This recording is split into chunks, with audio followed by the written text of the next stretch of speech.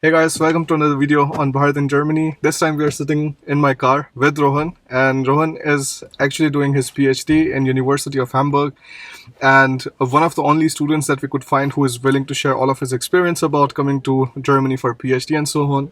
So Rohan, thank you so much for joining in. Yeah, thanks for inviting me, I guess, inside the car. It's raining Yes. pretty bad outside. Yeah. So Rohan, tell the viewers a bit about yourself.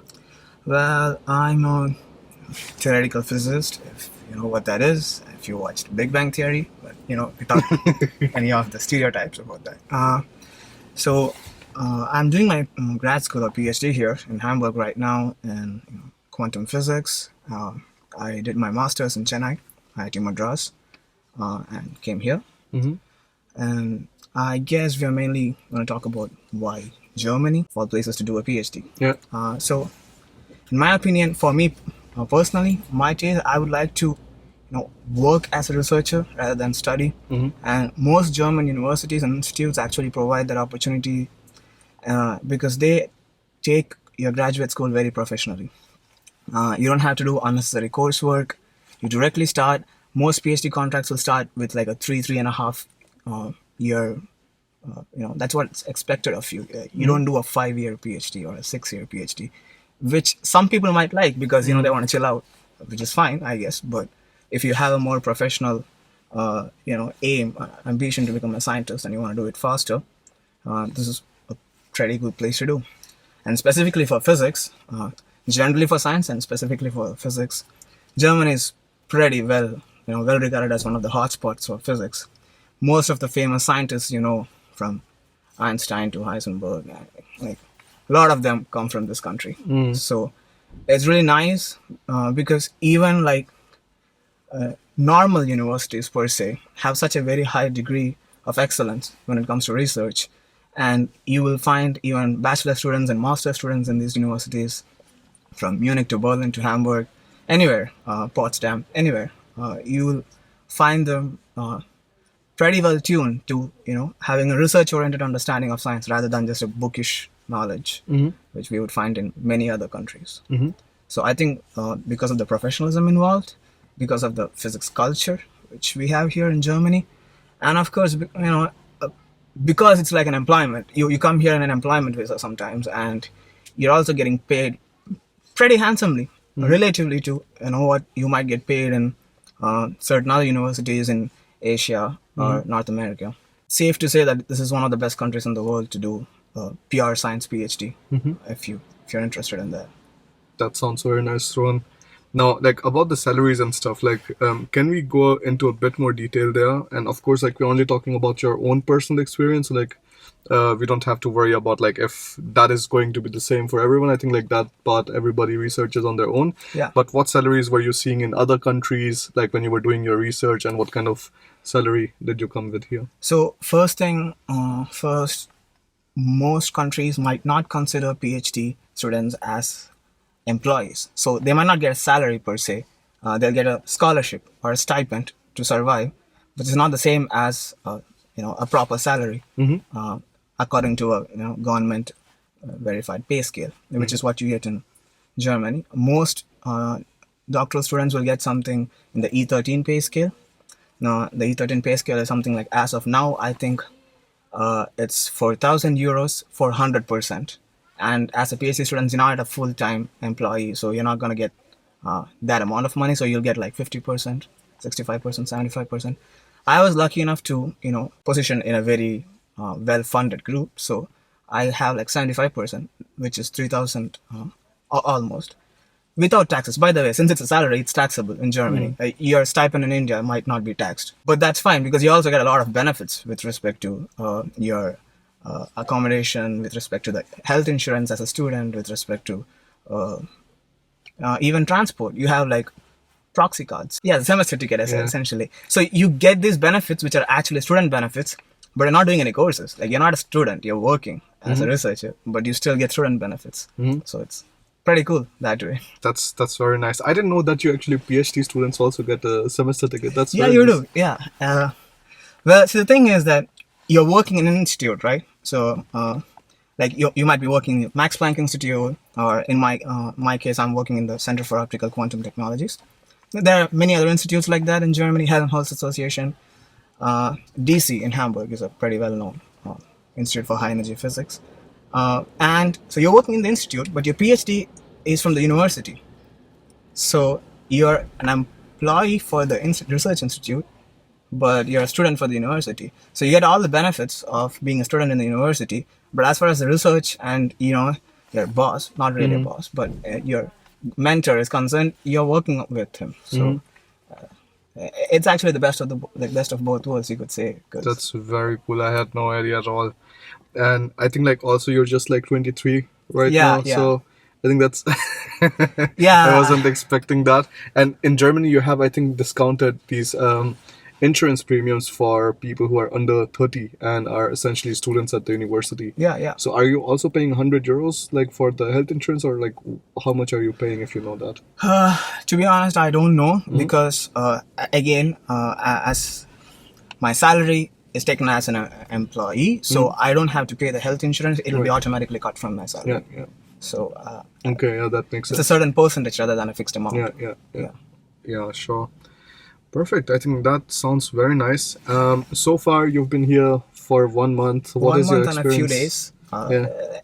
It's been really nice, to be honest. And specifically Hamburg, it's an international city with a lot of culture. My group, for example, I'm the only Indian person. There's a Chinese guy. There are people from 4 or 5 people from Greece, a couple of Germans.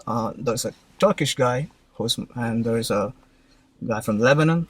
So it's really international. The universities here are international. The city centers, you can see all sorts of eateries and all sorts of people working.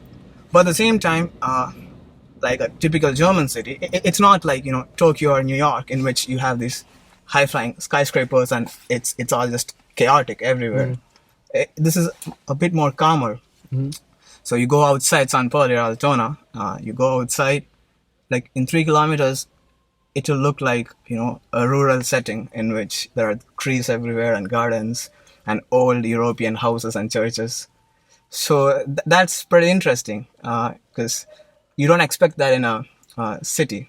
At least in India, you have this idea of big cities with a lot of dust and then Concrete jungle.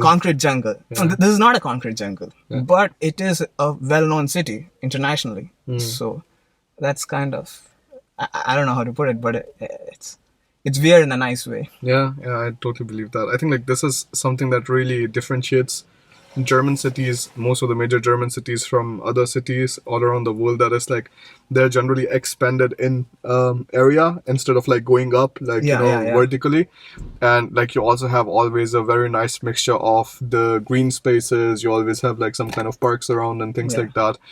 And that's like, of course, like super nice. Like I think for your mental peace, it's just so much more important. I mean, I would prefer a more noisy area. Like I'm used to the noise and the population, so I even hang out simply. I just like go to the city center and stay there sometimes. But yeah, I mean, whatever floats your boat, man. Like if you like the peace. Yeah. Absolutely. Now, Rohan, how did the entire process look like for you when you were applying for the PhD? And of course, the more detailed you can be there, the better like it is for the audience. Okay, so first thing is, unlike the Indian scenario in which you have an entrance exam, and based on like the CSIR or GATE or JEST, and based on your marks, you might be called for an interview, and the interview might be an objective interview. They might ask you questions, and whether based on your ability to answer them, they might judge you and select you or not. Here it's pretty different. Here you personally contact the professor most of the times. Again, there are the Max Planck Institutes, for example, have a standardized admission process in which you have to submit your resume and your grades, because they get a lot of requests. It's a very famous chain of research institutes. So apart from that, if you're applying to a university, most probably you'll have to go personally to the professor first and talk to them, see if they have an open position. You might, like if you're from India, they're probably, pre-corona times, they used to call you here and, show you around, have a few days of discussion. then send you back and then decide. That won't happen now. I hope so. You'll probably have like 4 or 5 Skype chats and discuss various things. They might ask you to present your previous works and stuff like that. And it's a much more personal decision per se. And so in certain scenarios it's tougher because it's a personal decision, because it doesn't really matter how much marks you have, but if they don't feel that you're a match for them, they won't take you. But in certain scenarios it's also easier, because it's so much less of a headache to wait for 3-4 months, write an exam again, and then submit those results, have an official, like there's no interaction, there's no subjectivity to the process as to what you exactly want to do. And in a lot of countries, not just in India, in Singapore, National University of Singapore, it's a very famous university, but even there, once you enter, you cannot just on the outset, you cannot just say, I'm going to work on this.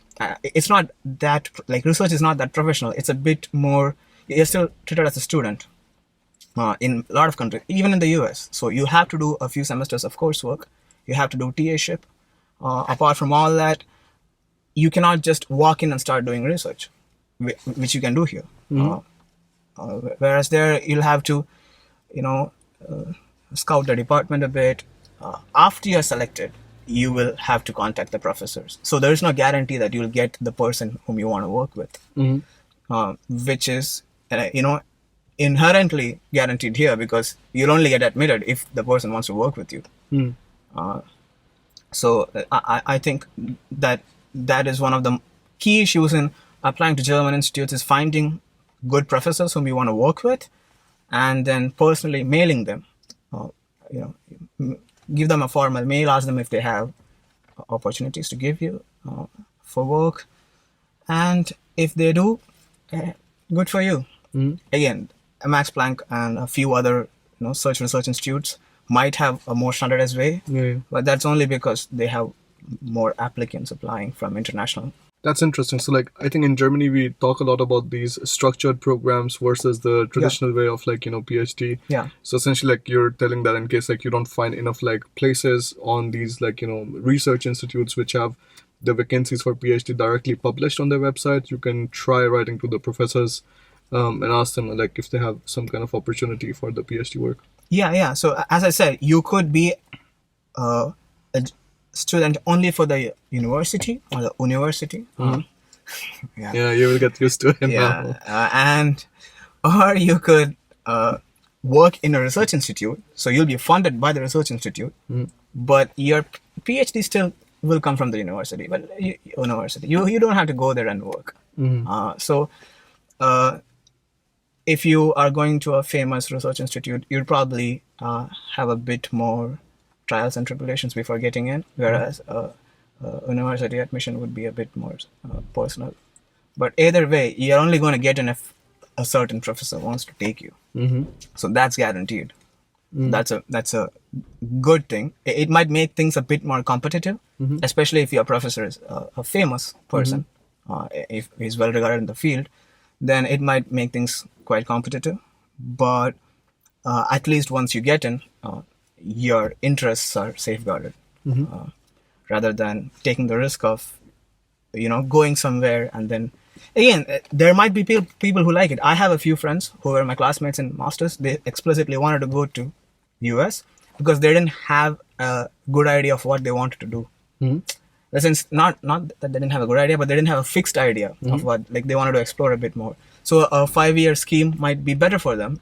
Go there first, and then talk to multiple professors and then decide. But if you already are interested in something particular and you want to work in that field, I think German system is pretty good.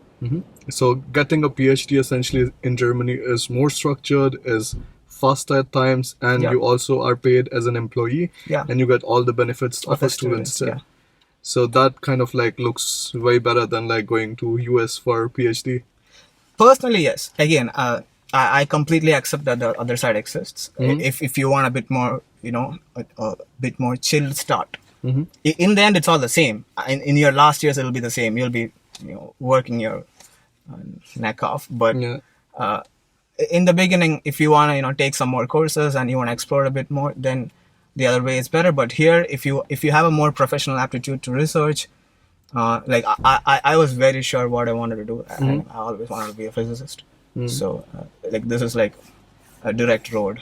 You finish your masters and then just come here. That's very nice. I think you should start applying to many professors, and you should make sure that like once you made sure that you want to go to Europe. So I would say there are 3 tracks generally. Now again, you could go to Singapore or Japan. These are also nice places, but a lot of people don't really think about them. If you want to go to South Korea or Japan or Singapore, East Asia has some really nice universities if you want to go. But most people would say India, Europe, especially Germany, or the US. So these are 3 different application tracks, and you need to like if you decide fast enough and if you start preparing early enough, I think it'll be much easier. You might need to write some English exam, for example. Even in Germany, it's always good to have IELTS or TOEFL or something like that with you. And if you're going to US, you'll need your GRE subject as well as main general. Here you don't need GRE, but again, the good thing in US is that you are giving your CV, like you give it to like some 6, 7, or 8 universities, and then you're waiting for the results. Hopefully you have some sort of idea if you're get in or not. In India, you might have to prepare for CSIR or GATE or just whatever exams for your subject. Whereas in Germany, the tough part about having personal interviews is that you're never guaranteed whether or not the professor wants you, and you're never guaranteed if the person, even if he wants you or even if she wants you, do they have the opening or the funding right now. So a lot of times it might come across as you're not getting a place, but it's not really your fault. It's just that the people don't have an open position. So you might have to scout much more. You might have to mail more people. Yep. So I think that's it's really good if you start if you're doing a 3+2 course, for example. It's really good if you start from your first year. You start planning these things out. And if you're doing a 4-year course like a BTech or a BS, then even then, maybe during a 3rd year, like don't wait for the last year to start planning things out. You need to start mailing people. That's very important advice. I think like starting as soon as possible. I think that is always important. Gives also more chance for you to like kind of get things right in the first trial itself. So Ron, one last thing, if you're applying for these PhD positions, like do you send out the research like proposal or abstract or something in the first email itself, or do you wait? No, research proposal from your side. Yeah. That's generally not how it works, in the sense that you might not be the one proposing. They might be the one proposing the project to you. Yeah. Again, you're an employee. Like you have to work according to what they want you to work. Of course, they might need a motivational letter. So they might need all the information regarding what you have done till now, what is the skills that you have developed as a scientist or as an engineer, and how you're gonna further use it in the future, and how it matters to them. I think that's the most important part. A lot of times people make generic motivational letters. Copy paste. Yeah, and copy paste. And I kind of understand why they do it, because it's not serving the purpose. Like if you're really passionate about academia, if you really want, you're ready to struggle, because let's be honest, it's not really the money making pathway, and you're gonna do a lot of intellectual work, you're gonna fry your brains, but you're not gonna get paid as much as people who fry their brains a bit lesser. So you have to be really passionate, and if you're really that passionate, you have to make sure that you're seriously interested in the place where you're applying to, and you have a personal interest, and you make that shown in your application. Like when you're mailing the professor, he or she should feel that this person is suitable. Not just that he is good. Like it's not enough to say, oh, so and so marks and so projects done, but also make statements about how your experience and your interests might be of value to them. I think that's very important, and people consider them very seriously. Perfect. I think like that sounds Yeah. very good. Rohan, thank you so much for joining in and sharing all of this experience. Well, thank you for the opportunity, I guess. And guys, anytime you have any kind of questions, just drop in the comments so that we can take a look at that. And if Rohan is still there, like I will just send him the video link and maybe he can like take a look at some of the comments there. Yeah. Thank you so much again, Rohan, and I'll see you guys the next time. Bye. I think the rain is done. Yeah, yeah. Bye.